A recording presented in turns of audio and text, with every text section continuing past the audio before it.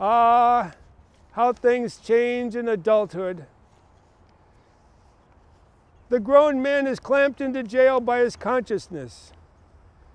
As soon as he has once spoken or acted with power and effect, he's a committed person. Now he is watched by the sympathy or hatred of hundreds who must now enter into his account. No leth or potion can cure this condition. Ah, how many times have I wished for that benign neutrality I once had as a youth. The problem is this: society is everywhere in conspiracy against the manhood of every one of its members. The virtue and most demanded by society is conformity. Conformity and self-reliance, its aversion.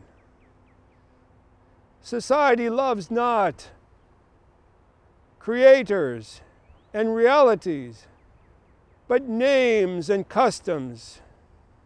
I believe whosoever would be a man must be a nonconformist. Be assured, nothing is at last sacred but the integrity of your own mind, and no law can be sacred to me but that of my own nature. What I must do is all that concerns me, not what people think. But this is not so easy. This rule for living is so arduous that it may serve as the whole distinction between the great man and the masses of men.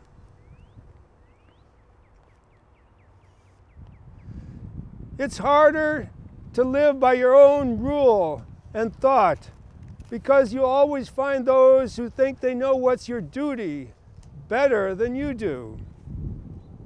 The objection to conforming is this: if you conform to duties that have become dead to you, it loses your time, it scatters your force, and blurs the whole impression of your character.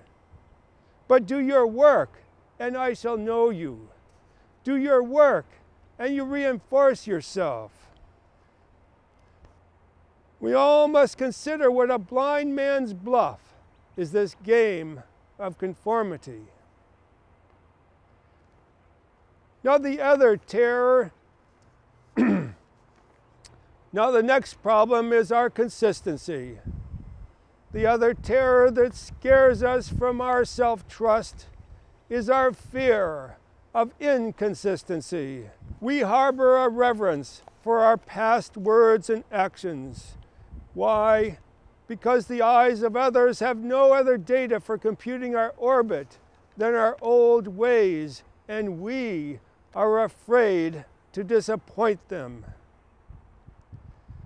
But why should you go on living with your head looking over your back?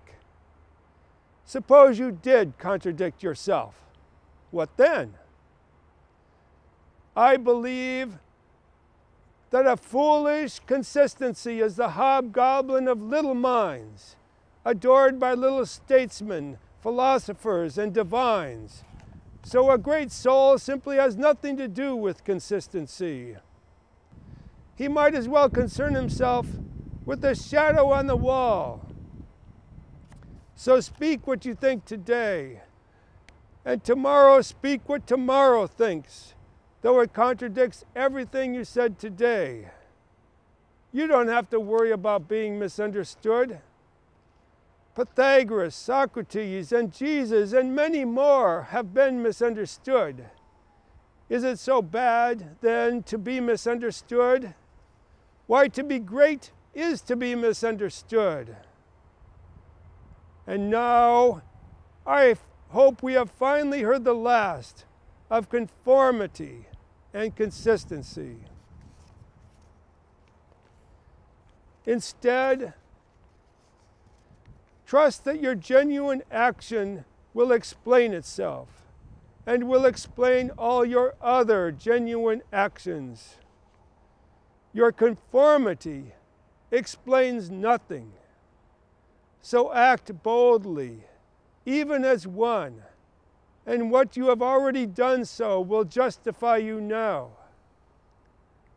But greatness appeals to the future, and it's our destiny to do right and do it now if we want fate to be on our side. Now, next week I'm expecting a famous man to come to visit me. I'm in no hurry. I'm in no hurry to please him. No, let us never bow or apologize anymore.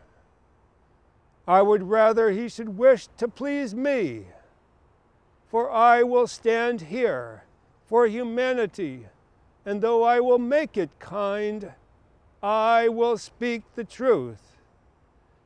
So always may we affront and reprimand all smooth mediocrity. In conclusion, the upshot of all history is this: wherever a man does his work, does his own work, there is a great man. There a responsible thinker and actor is working.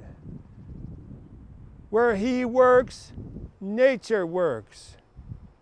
A true man belongs to no other time or place, but is the center of things today. He measures you. He measures all men and all events. Every true man is a cause and a country, requires infinite space and time to accomplish his design, and posterity seems to follow his footsteps as a train of clients. Think of an institution. History always honors its founder. What final tribute can be greater than this? All great institutions are but the lengthened shadow of one bold and self-confident person. Thus the sign and watchword of self-reliance is trust yourself. Trust yourself. Thank you.